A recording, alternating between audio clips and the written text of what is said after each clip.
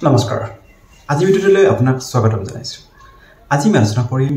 যৌন সম্পৰ্কৰ সেক্স টাইমৰ লগত আপোনাৰ পেশাব কৰাৰ কি ধৰণৰ সম্পৰ্ক আছে বা আপোনাৰ পেশাব কৰাৰ ধৰণৰ ওপৰত নিৰ্ভৰ কৰি আপোনাৰ সেক্স টাইম ইজাকুলেশ্যন টাইম কমিব পাৰে নেকি বা বাঢ়িব পাৰে নেকি বা অন্যান্য কিছুমান ৰোগ হ'ব পাৰে নেকি পেশাব কৰাৰ ধৰণৰ ওপৰত নিৰ্ভৰ কৰি আজি আমি এই সকলো বিষয়ে আমি আলোচনা কৰিম আহক আজি ভিডিঅ'টো আমি আৰম্ভ কৰোঁ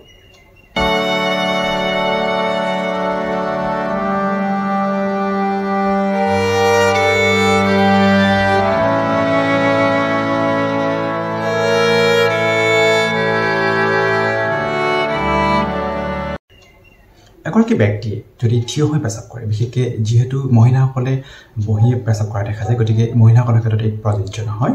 এগৰাকী পুৰুষে যদি এতিয়া থিয় হৈ পেশাব কৰে তেতিয়াহ'লে কি হয় তাৰ ব্লাডাৰটো অৰ্থাৎ মূত্ৰাশয়টো য'ত পেশাব জমা হৈ থাকে সেইটো সম্পূৰ্ণৰূপে খালী নহয় অৰ্থাৎ তাত পেশাব থাকি যায় আৰু এনেকৈ যদি বাৰে বাৰে কৰে অৰ্থাৎ তেখেতে যদি বাৰে বাৰে থিয় হৈ পেশাব কৰে অৰ্থাৎ এবাৰতো যদি তেখেতৰ মূত্ৰাশয় সম্পূৰ্ণৰূপে খালী নহয় ব্লাডাৰত যদি প্ৰতিবাৰতে পেশাব থাকি যায় তেতিয়াহ'লে ব্যক্তিগৰাকীৰ সেক্স টাইম যৌন সম্পৰ্কৰ সময়ত ইজাকুলেশ্যন টাইম পুৰুষজনৰ আপোনাৰ কমি আহিব পাৰে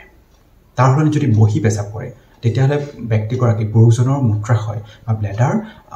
খালী হৈ যায় সম্পূৰ্ণৰূপে খালী হয় অৰ্থাৎ পেশাব তাত জমা নাথাকে সম্পূৰ্ণৰূপে পেশাব ওলাই আহে বহি পেশাব কৰিলে তাৰ ফলত যৌন সম্পৰ্কৰ সময়ত পুৰুষজনৰ সেক্স টাইম বাঢ়ি যায় গতিকে সেনেকৈ যদি আপুনি প্ৰতিবাৰে বহি পেশাব কৰে তেতিয়াহ'লে আপোনাৰ দেখিব আপোনাৰ ইজাকুলেশ্যন টাইম যৌন সম্পৰ্কৰ সময়ত সেক্স টাইমটো বাঢ়ি গৈছে তাৰোপৰি প্ৰতিবাৰে যদি আপুনি থিয় হৈ পেশাব কৰে মূত্ৰাশয় যদি বা আপোনাৰ ব্লাডাৰ যদি খালী নহয় সম্পূৰ্ণৰূপে তেতিয়াহ'লে প্ৰস্টেট গ্লেণ্ডৰ সমস্যা আহিব পাৰে নানা ধৰণৰ আপুনি প্ৰস্টেট গ্লেণ্ডৰ নানা ধৰণৰ সমস্যাত আপুনি ভুগিব পাৰে গতিকে বহি পেশাব কৰাটো খুবেই প্ৰয়োজনীয় আজিলৈ এইখিনি পৰৱৰ্তী পৰ্যায়ত আকৌ এটা বেলেগ বিষয়লৈ আপোনাক প্ৰস্তুত হ'ম ধন্যবাদ নমস্কাৰ